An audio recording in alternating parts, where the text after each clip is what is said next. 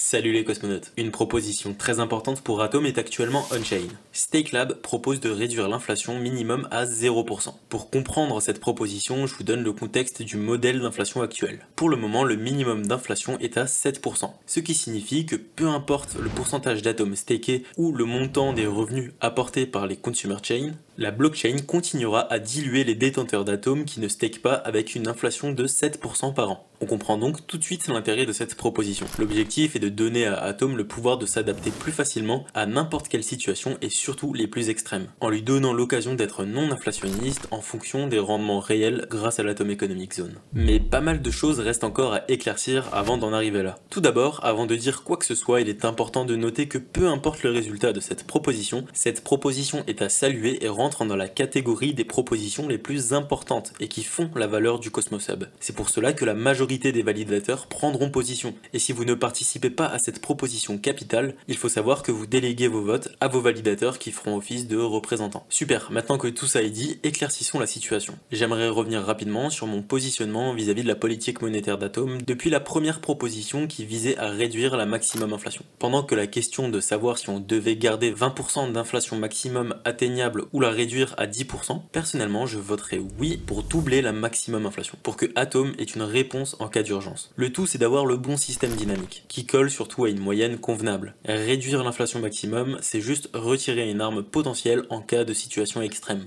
Et la même chose vaut pour l'inflation minimum. C'est limiter le pouvoir d'adaptation d'Atom. Atom devrait même être capable d'être déflationniste si 100% des atomes sont stakés, ce qui n'est pas du tout souhaitable. Bon, vous l'aurez compris, le vrai débat qui décide de la pertinence de la politique monétaire d'Atom, c'est pas celui de l'handicap qu'on s'impose en limitant la max ou minimum inflation. Mais la vraie proposition, d'ailleurs pourquoi ce n'est pas la première proposition, c'est celle qui détermine le moment où le hub est en situation extrême. Ce moment où les 3 blockchains sécurisées par Atom ont une sécurité considérée comme beaucoup trop faible. La vraie proposition qui permettra ensuite de se mettre d'accord sur nos limites maximum et minimum, c'est celle qui détermine comment on bouge le curseur, le dynamisme, le changement du taux d'inflation. ProDelegator a fait pour nous une analyse et une simulation du taux d'inflation dans le temps. Si cette proposale passe, avec le calcul du changement du taux d'inflation annuel actuel, on va vite comprendre qu'il n'y a aucune chance que cette proposition passe avant que la variable du dynamisme soit revue. Voyons comment le changement du taux d'inflation est déterminé. Il faut comprendre qu'il y a un changement du taux d'inflation annuel, qui prend en compte le pourcentage d'atomes stakés au-dessus de l'objectif qui est de 67%. De sorte que le changement du taux d'inflation annuel est égal à 1 moins le ratio de jalonnement, divisé par l'objectif du taux de jalonnement, le tout multiplié par le taux d'inflation.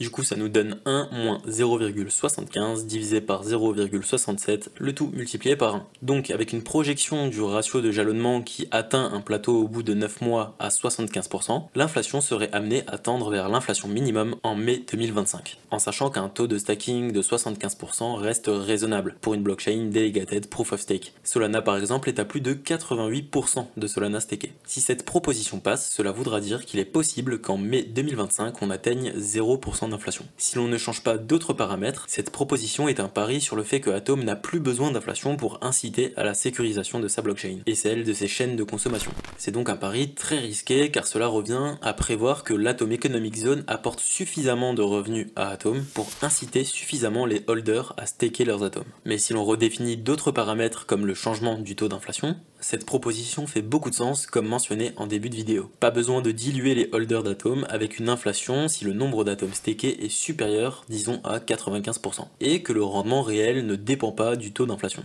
De plus, il ne faut pas oublier que la politique monétaire n'a pas besoin d'être adaptée à tout type d'éventualité. Je ne sais même pas si c'est possible de programmer une telle chose. Mais ce n'est pas pour autant qu'il ne faut pas dès aujourd'hui chercher la politique monétaire la plus complète possible. C'est d'ailleurs le plus grand défi de Bitcoin. Lui qui a une émission fixe et sacralisée, sera-t-il adapté à l'avenir qui l'attend? Encore une fois, avec Atom, nous avons le pouvoir unique de gouverner la monnaie. Les 4 paramètres qui définissent l'évolution de l'inflation et de sa répartition pourront être modifiés autant qu'il le faudra et modifiés spécifiquement en fonction des besoins. Je pense que tout est très clair, si ce n'est pas le cas n'hésite pas à utiliser l'espace commentaire. N'oubliez pas d'aller voter si vous ne voulez pas déléguer ce pouvoir à votre validateur. Je vous dis à très vite pour ne rien louper de ce qui se passe dans le cosmos. Ciao les cosmonautes.